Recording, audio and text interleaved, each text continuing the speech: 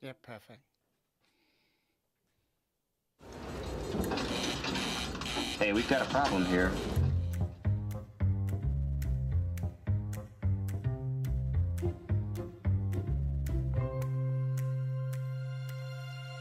So, what's the plan? What's your plan? What are your plans? What's the plan? What's the plan? What's your plan? What's your plan of action? Plan. What's the plan? So, what is the plan? Wait, I have a plan. I have a plan. I have a plan. That's the plan. I have a plan here.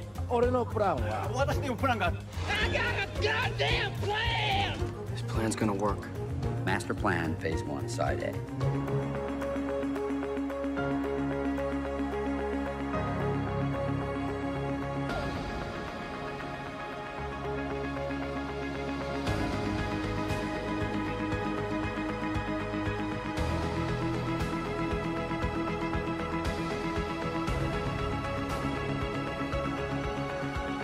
I love everything about your plan.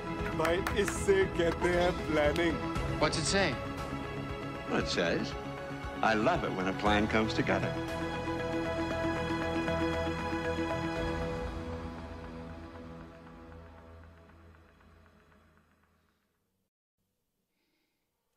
Hello everyone and welcome to Young Australians Plan for the Planet.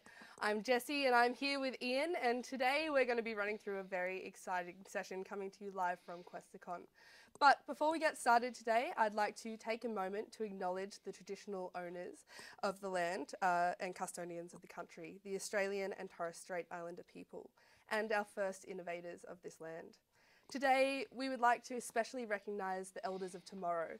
They are the future of this earth, and let us together join to respect and acknowledge all First Nations so that we may walk forward together.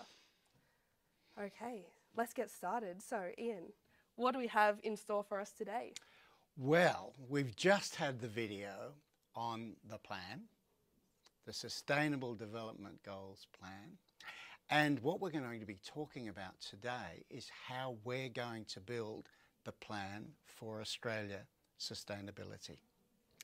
So it's an exciting day. We're just moving into what we call the third phase of the program. So we started out with research and orientation, getting everybody's heads around the ideas behind the Sustainable Development Goals and how they all fit together. The second stage, and everybody's done it absolutely brilliantly, Jessie, is build their discovery. Go out and explore what's happening in their region under each of the Sustainable Development Goals for their student focus area. So I've got an example of one of those today. We'll talk about how we're going to take each of those pieces, because each of those pieces are like the pieces in a jigsaw puzzle. So what we do when we build the plan is take each of the pieces that the students have developed, and we're going to assemble those into a national plan for sustainability for Australia out to 2050. Now that sounds like a big job. So it's my job to show everybody today that it's actually a pretty easy job, and that the work you've already done in building those pieces actually is the hardest part. So we now move into the fun part of the program, which is actually building a plan and learning about a whole lot of ways that you can build plans, not only for Australia. So this is the way companies build plans and nations build plans. So we're learning a whole lot of skills here on plan building that you can use in a whole lot of other situations as well. And so over the next couple of weeks, we'll not only talk about building the plan, how you can do it, how we can all work together to assemble that plan, but also the things that you're learning. So each of the students will be learning important lessons, but it's learning by doing. So it's not me saying, you've got to learn this. It's you've already learnt it because you've already done it. So it's a fun phase now. It's the build the plan phase, and it's like the, let me see the video up front. It's the this is going to be fun. It's great when a plan comes together. Excellent. So we get to hear about how you guys can go forward with that next step, which is very exciting. And then a little bit after that, we have some videos from Dr. Heather Robson, from James Cook University. So that will be exciting as well. And we'll have a bit of a chat about those videos after we see them. But we might get started, I reckon. So you'll see me a little bit later on, and I'm going to leave you in Ian's capable hands. Thanks, Jessie. Thank you. Great. Well, let's have a think about how we actually build the plan. What we need to do is basically take all of the pieces that you've assembled in the, in your discovery summary forms and put those all together into a plan. So there's a couple of steps that we need to take to actually do that. Now the first one is an easy one, and that's really what's planned for this week, which is that we're going to go over your discovery summary forms and want you to have a look at those again and also look at what else has been loaded up onto the website. So one of the things to learn about planning is that it's fun. And it's fun because it's a team sport. It's like cricket and it's like football. Everybody contributes, but nobody wins by themselves. It's the team who wins. So what we're going to do is look at, for the first part, what other people have learnt in their regions, in their student focus areas, and you can take some of those ideas and you can build that into your plan as well. So this is all about learning from each other. So if we take biodiversity, say, Bisma has done a great job in EcoZone 8 at identifying some of the key areas that she needs to work on.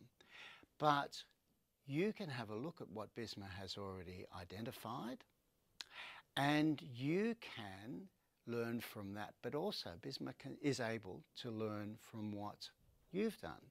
So that if you think about it, there are 12 student focus areas, so there are 12 other people actually looking at the same area but in different zones. So this is about looking at what everybody else has put up on the website and actually starting to assemble that into your student focus area and your discovery summary form.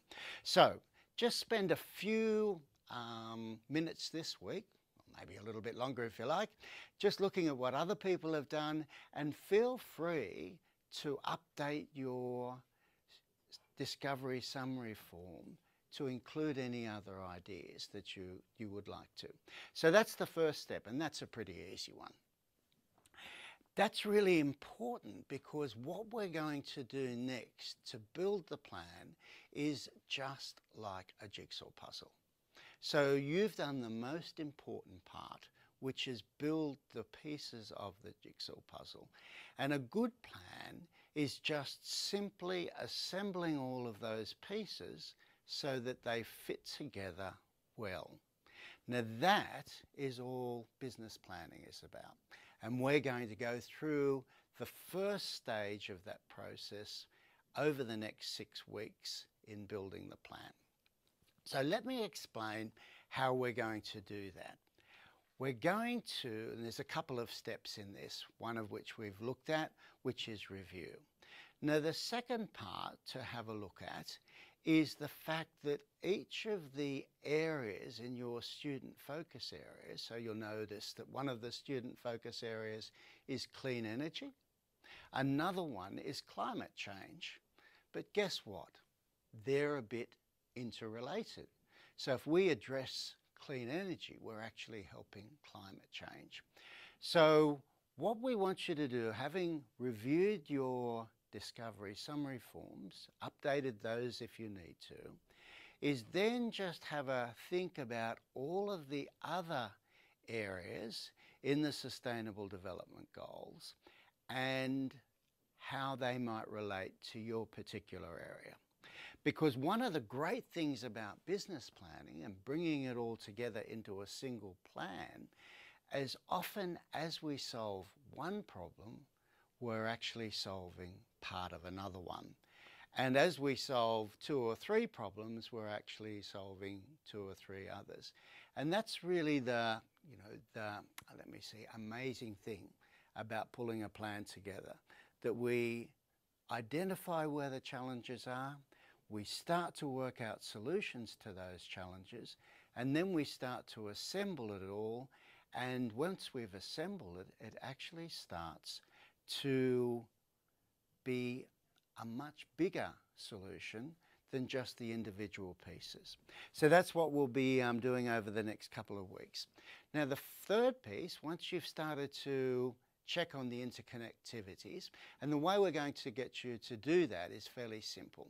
You all would have done the questionnaires right at the beginning, so you know how they work. They're not that complicated. They probably took a little bit of time in the beginning, but we're going to get you to go back and just run through those again, answer those again, because that will just take your mind back to all of the areas, and you'll be able to use that as a little bit of a refresh. Yeah, look, there's areas in poverty. Does that relate to climate change? It actually does. So I'll be interested in seeing if you pick that up.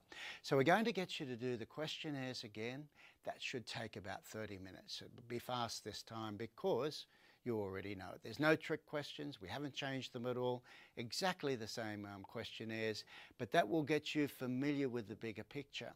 And you'll notice the third questionnaire is actually about visioning. It's about thinking about what we want the future to look like and what you'd like the future to look like.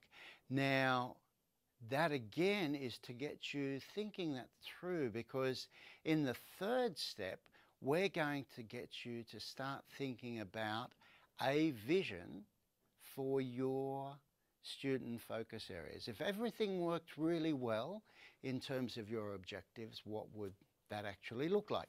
Now, vision sounds like a complicated word. Why is a vision important? Well, it's all about thinking, what do I want the future to look like? And I'll give you 2 examples of how vision makes a really big difference. You probably know about Steve Jobs and Apple. Now, he in the beginning just had a vision for building great products. That's what his vision was. He had to translate that into a whole lot of objectives and strategies and corporate ways of doing that. But the important thing is he had that vision of building great products. And he was able to take that and get everybody around him enthusiastic and excited about that. And guess what? Apple built great products. We now have the iPhone and the iPad and all of the iComputers, and we have great products. And in lots of ways, iTunes, that's actually changed the way we do things in the world, because one person had a great vision and was able to work with a team of people to actually make that happen. So that's why vision's important. Let's look at another example of that. Elon Musk, who looks after the Tesla car, the electric car in America. Now, he looks after it because he's the CEO of the company. He had a vision for building a great electric car. Well, that's pretty exciting. But guess what happened? He then pulled together a team, and they built not only the best electric car, but when the Model S came out in 2012, it not only won the awards for best electric car, it won the awards for the best car all round. But that wasn't just an idea of being able to get the wheels working with the engine, which was electric, and the battery power. It was all about Elon's vision of a fantastic car and then translating that into how we're going to make that happen. So that third phase or third step will be you looking at what's your vision of what your student focus area would look like if we're successful in your EcoZone, and make that happen. Now, we are going to be successful, so you're really designing the future with this. So we're visioning the future so that we can get there. Now, the fourth stage is where we're going to take that vision and we're going to build a plan for the important parts from your discovery summary forms. So you've identified a lot of areas in your discovery forms that we could tackle. But what you'll find with most things in life is there's the really important ones and there's the really urgent ones. So we're going to prioritize those so that we can focus and focus. Now, you'll learn one thing when you work on business planning is that if you can focus, then it makes your job a lot easier. So if you try and do everything at the same time, that makes life a little bit difficult.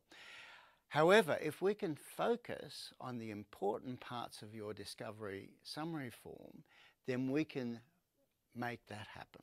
And we're going to use a very simple rule here called the 80-20 rule. You might have heard of that. And we're going to pick the top 4 priorities from your discovery form. And the way we do that is you had to rate each of those areas on between 1 and 10 for importance and urgency.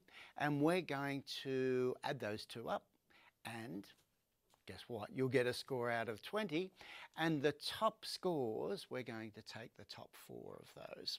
And if we go to business discovery form, she was looking at biodiversity, and guess what she had on top? 19 out of 20, conserving endangered species. So what we will do with that is then look at how we could take that and say, well, what are our objectives there?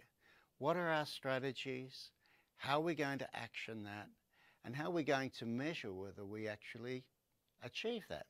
So that's going to be the building the plan phase, and we're going to have Dr. Heather Robson talk about how the universities can help you actually take those top 4 and translate it into the plan, because that's the major part of what we're doing over the next 6 weeks. So you've got plenty of time to do that. You've got each other to throw in ideas, and you'll have the support of the full Plan for the Planet team, as well as your regional university to do that. The next stage we're going to do is have a little bit of a look at the lessons you've learnt, and then finally, to end up the next 6 weeks, we're going to take each of your individual plans and we're going to simply bring them all together. And what we will have then is a sustainable development plan for your EcoZone. Now that might sound like a bit of a complicated process, and we've got a bit of a diagram here that might show you a little bit of how it all fits together. Might go on to the next one if we can. Oh, well, that shows you how it all sort of, yeah, this one here. This one shows you how each of the components fit together. So you can see all of your student discovery forms over on the left-hand side. We take those, we prioritize using that 80-20 rule. We then translate those as it moves into the yellow phase into objectives, strategies, actions and measures.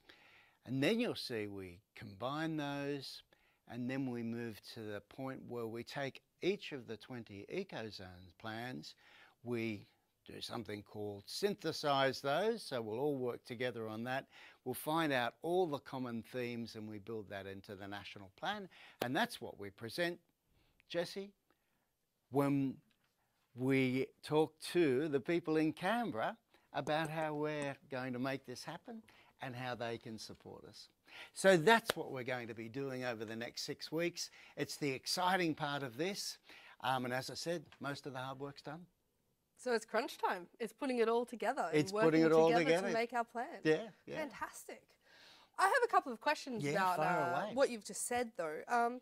Firstly, with the prioritising the different things, the top 4 and rating them and everything, what happens if the students are having trouble working out how to prioritise, what's important, what's urgent? Do you have any tips for how they might sort of decide which things are more important than other things? Well, this is the great part, Jessie, about working in a team. So if you're not sure, why don't you pull some of the other team members around and just say, look, I've got, because I looked at BISMAS, and BISMA had a couple of areas that were actually 19. So we need to choose 4, that's really important. But if you just talk to the rest of the team and say, look, I've got these areas, which ones out of all of the ones I've identified here are the top 4, makes it easy.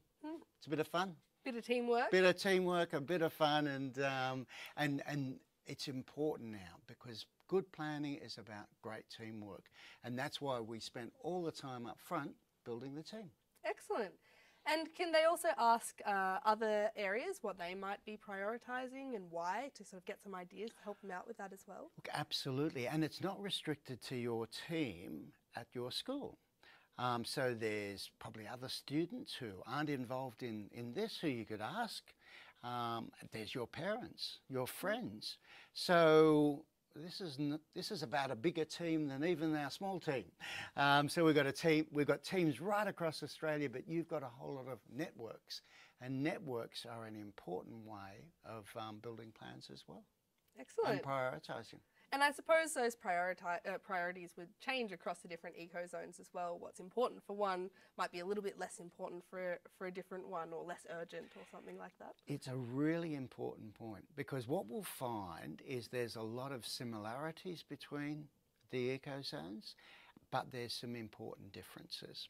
So that's going to be the next stage after our build stage, where we synthesize all of the plans and we start to bring that together, and we'll find a lot of commonalities, but we'll find some really important distinctions as well. And that's why we have at the end of this a plan for each eco-zone, so that it's unique, and so we can implement that for each zone, but we'll also combine that into a national plan so that we all know what's happening overall as well.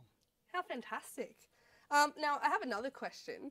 So what happens if, when they're sort of putting their vision together, what happens if fixing one challenge might cause some challenges in a different area? Do you have any tips or advice to do with that? What we find is, if you think about the impacts on other areas, that usually is most of the solution. So there's a couple of interesting things. One is we've prioritised and we've said we're going to pick the top 4. Now that helps us focus, but there's a really interesting thing about the 80-20 rule, is that if you fix the top 20%, the most important and urgent issues, often you're fixing 80% of the problem. It's really interesting. So there's a few little cute rules that you're going to be learning here. And it's like anything. If you're going skiing, what are the most important things you need to do? Well, you need to take your skis, probably some money. You need to work out how you're going to get there and how you're going to get up the mountains. That's your ski pass. And how you're going to sleep at night. So somewhere to stay. So there's 5 things there. Now there's a whole lot of other things you need to think about. But if you get those 5 things right, then you're going to have a great holiday and everything else will fall into place. And it's a bit the same with this. If we focus on those top 4, we're probably going to hit 80% of the issues. Oh, fantastic. Well, that's relieving. Now, what about, I mean, we've just seen that complicated diagram that you've helped make a bit more simple for us, but what happens if some of the students are feeling a little bit overwhelmed about the challenge ahead of them of sorting it all out? Do you have any tips about how they might approach it? Sure do. Good question, Jess. So what we have is Dr. Heather Robson now coming to talk to us from James Cook University.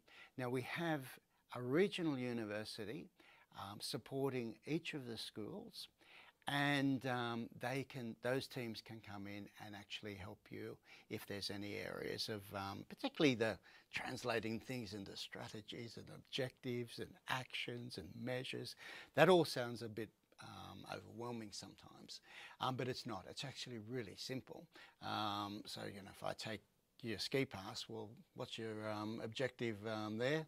Well, you need a ski pass, don't you? And what's your strategy? You go down the shop and buy it. Who's going to do that? Well, probably mum and dad. So you make sure mum and dad have done it. How are you going to know whether you've got it? What's your measure? Well, I've got it in my pocket. So it actually is as simple as that, but you don't have to do that yourself. That's where the university can come in. And that's why we've got Dr. Heather Robson today, who's going to come and join us via video and explain a couple of important things. And I'm just going to, we've got it broken into 3 sections so we can ask questions. The first one is about why each of the schools and what they're doing is important. Yep. The second I'm really part excited to be talking to you. is how to maximise the impact of the plan. And the third is how the university can help. Wonderful. Yeah. So why don't we have a listen to Dr. Robson, and then we can you know, have a few questions about that as well. Wonderful. Well, let's have a look at the video. Welcome to part 2. In part 2, I'm really excited to be talking to you today. So whether you're a high school student from Pimlico State High School or another one of the high schools in the Plan for the Planet program, there are 3 things that I'd like to share with you today that will hopefully help you maximize your experience here with Plan for the Planet. So let's go ahead and get started. So, the 3 things I wanted to share with you today. The first one is, why is your plan from the high school in the tropics so important? So, if you are like Pimlico and you actually live in the tropics, why is your plan so important? And the second one is, how do you maximize the impact of your plan? So once you've worked with your fellow high school students to put together this plan and other resources, how do you actually make sure that it makes the biggest impact in the Plan for the Planet program? And then the last thing that I'd like you to do is talk to you about how we as a university can help you find resources to answer the questions that you're trying to answer. So, part 1, why is your plan so important? Your location at either Pimlico or another high school in the tropics is critical. And the reason why this is critical is because your recommendations are transferable to a very important region, which is the tropics. So let's explore some of the concepts behind that. The tropics, as you know, is that colorful sort of band there in the middle, and currently more than 40% of the world's population is living in the tropics, and that proportion is actually growing. In fact, by the year 2050, 67% of the world's children will reside in the tropics. It's pretty exciting. And around 80% of the world's biodiversity will also be found in that band. And also specifically, 95% of the mangrove and coral reef-based ecosystems are also found within that region. So we're facing some of the most critical issues of our time with this expanding population and these biodiversity habitats around health and disease, environment, biosecurity, governance, economics, social issues, and much, much more.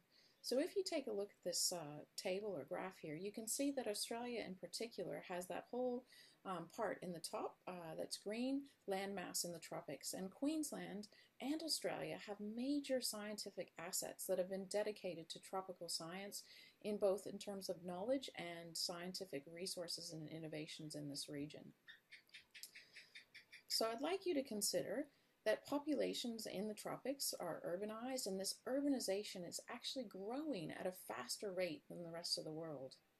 We also know that there's a new global dynamic that will be shaping our world in the next 20 years. And if you have time, it might be really interesting to take a read of the CSIRO's megatrends, which talk about the 6 largest social, economic, and environmental trends that they see impacting Australia specifically and the world in the next 20 years. So I can't go into it now, but it might be kind of something interesting for you to read later. And while there have been rapid improvements in some areas in the tropics, there are still other areas like life expectancy and economic output per capita that still show that the tropics are lagging behind other areas in the rest of the parts of the world. So what we can see is that this region is at a really critical juncture, and that the resources required to sustain a larger population and economic growth are putting significant increasing pressures on our natural environment and biodiversity. Poverty is still an issue for many countries within our region. Many nations suffer from poor health and educational disparity. There's significant investment in infrastructure that's needed in many nations, and in some cases, both political and economic instability and poor governance are major constraints that are limiting development in the tropical regions. So, if you're a student at Pimlico, you'll see that we actually reside in EcoZone 9. But what I want you to think about, whether you're at Pimlico or any other high school, is what are the ecosystems and what are the habitats that are also at play in your region within the tropics. So you can see that in many parts of the world we have a lot of these ecosystems, and in ours specifically we have amazing reefs and rainforest, outbacks, mangrove systems. So when you're putting together your plan, I'd like you to think about those ecosystems in particular and how they relate to your particular area. So let's go ahead and get started on part 2. Such useful advice there from Heather, but I did notice, Ian, that she was talking a lot about the tropical regions, but Australia is such a big place. We have many other regions around, don't we? We sure do, Jessie, and that's why Australia is so important as the pilot project, because Heather, as you mentioned, has talked about the tropics, and the tropics actually cover not only Pimlico, but also Darwin, Northern Territory, and Northern Western Australia. So the topics cover quite a number of schools as well. But because of the size of Australia, each of the other regions, just as the tropics are quite unique, actually are quite representative of other regions in the world. So the reason we decided to divide Australia into 20 is because each of your regions that you're looking at are quite unique. And so just as Heather has mentioned, the Northern Tropics region, the regions around Melbourne and Victoria, Tasmania is also linking into Antarctica, which is obviously a very unique area. South Australia is very unique. New South Wales has a very interesting blend of tropics and the Back of Burke areas. So what we have is a very representative, let me see, range of regions. So every region, every ecozone is equally important. Heather was just really explaining the specific significance of the tropics. We're so lucky to have such a range of arid regions and temperate regions and even alpine regions here in Australia. So I'm excited to see what some of the students come up with their specific locations. But I think we should check out the next video from Heather. Absolutely. I love this. Welcome to part 2. In part 2, I'd like to talk to you about how we want to maximize the impact of your plan. In this section, I'd like to talk to you about 2 case studies in particular. The first one is about a boy named Felix from Germany, and the second one is a case study by Jason Clay from the World Wildlife Fund. So let's start with Felix. I'm not sure if you've been following social media, but if you have, a few weeks ago, National Geographic ran a story with the title, "Teenager on Track to Plant a Trillion Trees," and it's all about a boy named Felix Finkbeiner from Germany. Felix was actually interviewed, and in one of the interviews he said, "We as children understand that we cannot trust that adults alone will save our future. We have to take our future in our own hands." So I want to tell you a little bit about Felix's story, just so you can understand the potential that you also have as a high school student in making a change in the world. So in 2007, Felix was given a school assignment. He was in the 4th grade, 9 years old. Felix's favorite animal at the time, as I am told, were polar bears. So he began to investigate what sorts of things were impacting on polar bears, and in particular climate change. And as he went through, he discovered the work of a woman in Kenya who actually went through and won a Nobel Prize for planting trees. So in Felix's assignment, he decided, I can do something like that, and he challenged Germany to plant 1 million trees in the country. Fast forward to 2011. Felix's story and inspirations caught hold. He's in front of the United Nations giving a speech at the age of 13. Germany has already accomplished its goal and planted 1 million trees. Felix has launched his environmental movement called Plant for the Planet. They've designed a website, and they have a full-time employee. The United Nations has handed over stewardship of its $1 billion tree campaign to the group. Fast forward again to 2017, Felix is now 19, and he's being heralded or revealed as one of the world's top 20 most influential environmentalist and green power activists. 14 billion trees have been planted in 130 different nations. And now there's a new goal, 1 trillion trees, which is about 150 for every person on Earth. So, why am I telling you about Felix? I think it's important to understand Felix was not a freak of nature. A lot of students, when they see these sorts of things, go, oh, well, he's really different than me. I can't do something like that. Felix was inspirational and is inspirational and articulate and very good at both. But what he was proposing is not rocket science. He had a passion and a drive. But the most important thing, and this is the thing that I'd ask you to do when you put your plans together, he called people to action, to do something. He wanted them to do something. So many of the students that I've been working with here at Pimlico, I've been working with some of you since prep, grade 1, grade 2. I know that there are ones amongst you that are just as smart, just as inspiring. You are amazing speakers and grand thinkers.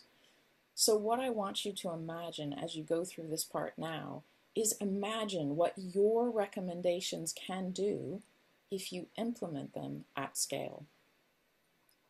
So I'd like you to concentrate on the whole package. In most cases, a lot of the information that you're getting for your plan, your information and your data, it's not novel, but your recommendations and your call to action might be new. Can you think, as you're putting all of these things together, can you think about problems in a new way? Can you clearly communicate and articulate your message? So once you have this plan, how do we actually communicate that and get that out there to the world? Okay, so fast forward to the next case study. I'd like to introduce you to Jason Clay. Jason Clay is the Senior Vice President of Markets and Foods at World Wildlife Fund, but he's also my uncle, and one of the nice things about this is I often get to chat to him about many things around conservation that I've been thinking about, and he's really changed my thinking about how to maximize your impact. And so he often challenges me to think about our goal in the future is to figure out how to produce more with less land, less water, less pollution. So we're not the only species left on the planet.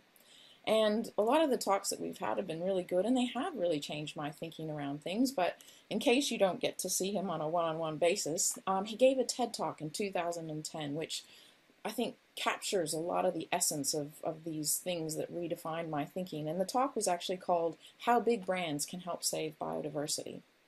So in this talk, he stresses that we only have a finite amount of time, money, and resources. And with that, we need to really think about how do we make the biggest impact to help save the planet. So a lot of these huge pressing environmental issues are coming upon us very quickly, and we need to take action now. So how do we do that? We need to make sure that we're controlling the where, the what, and the who. And I'm just going to give you one of the examples that he gave in his talk here. So consumers, when they go to the supermarket, on average, spend a couple seconds making a decision to purchase a product. So how do we make sure when they're making that purchase that they're thinking about companies and products that have, sustainable processes and sustainable supply chains? How do we get to each and every consumer? If you think of a country like China, that would be a lot of effort to go and try to change the minds of every single person before they made a purchase. So I want to talk to you a moment about Cargill. Cargill is a company that controls 20 to 25% of the global market of palm oil. And if you look at that graph really quickly, I don't expect you to be able to see the numbers, but China is the top country with the largest red band across. So they have a really large amount of palm oil they import into the country. So Cargill and one other company shipped 50% of the palm oil to China. So if we can get this one company and this other company to change the supply chain and the palm oil that's going into China and make it sustainably sourced, then all of the palm oil going into China would be sustainable. So instead of on a single one-by-one basis trying to change the mind of the individual consumer, you can, by changing one company, you can in fact change the entire market. So in the rest of his talk, he talks about the 35 regions in the world that are really important to protect biodiversity. And if you watched my first talk about the tropics, you'll see that many of these regions actually fall within that area, which is really nice. There's also a really interesting analysis of the 15 commodities that are actually having the largest negative impact on biodiversity in the world, and some of the 100 companies that you might be able to work with to sort of change and turn around these sorts of things.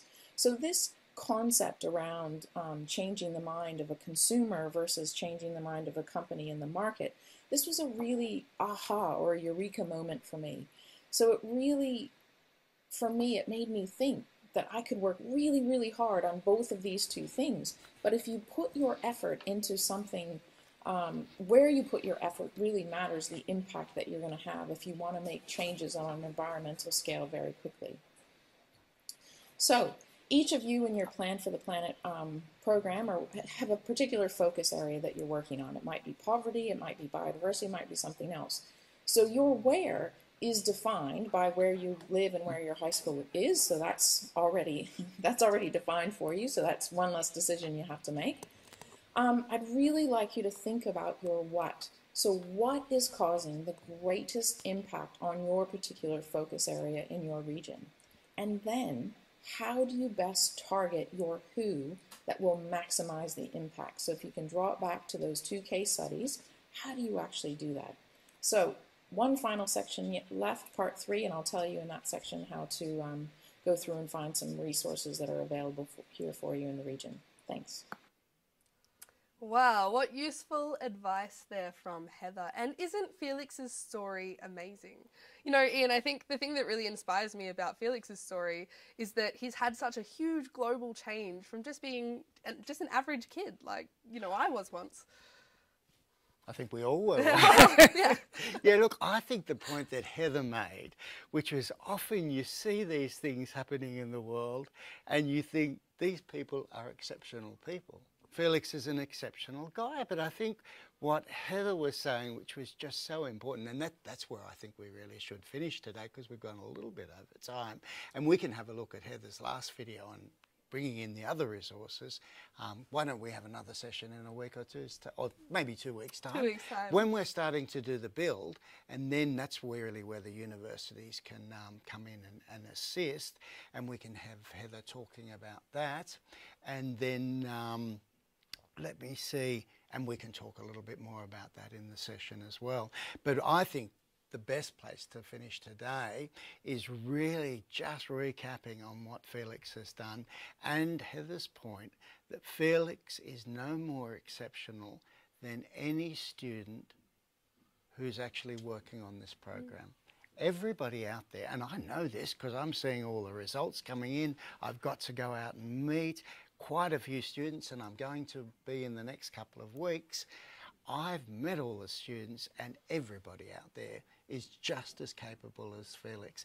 And just imagine if we had the 250 students who are involved in this program doing great things in the same way as Felix, which is what we're going to have. And guess what? Felix is doing one area, which is the planting the trees. Now that's really important. What we're doing is covering all of the Sustainable Development Goals. So we're not only coming up with good ideas on how to make a difference, but we're actually pulling those all together in how that actually creates a plan to make a big difference longer term. So I'm pretty excited about hearing about Felix, and we can just recap on what the students need to do for this next stage over the next couple of weeks. One, just have a think about your discovery summary form. See if you want to tweak it, having seen today. Refresh, do the questionnaires again, just so you've got that big picture in your mind and that sense of visioning. Build your vision, build the plan, and we'll have the session in 2 weeks' time where we can talk a little bit more about that.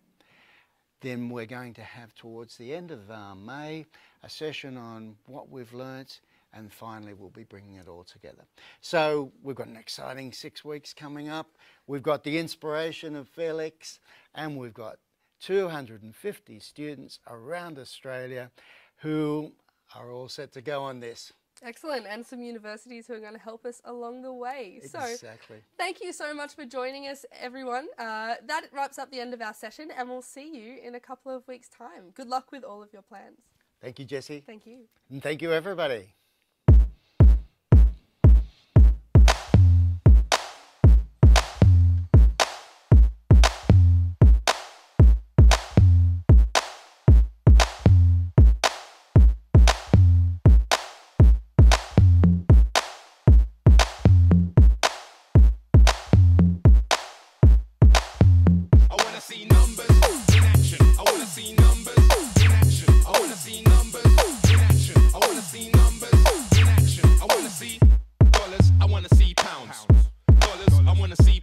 I wanna see dollars, I wanna see